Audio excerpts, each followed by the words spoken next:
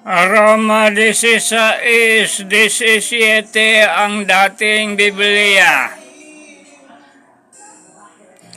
Ngayoy ipinamamanhi ko sa inyo,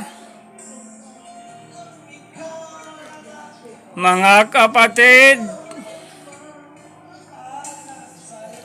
na tandaan ninyo yaong mga pinanggagalingan ng pagkakabahabahagi at ng mga katitisuran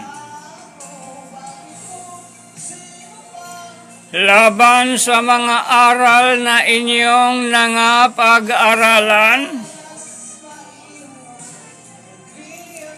at kayo'y magsilayo sa kanila.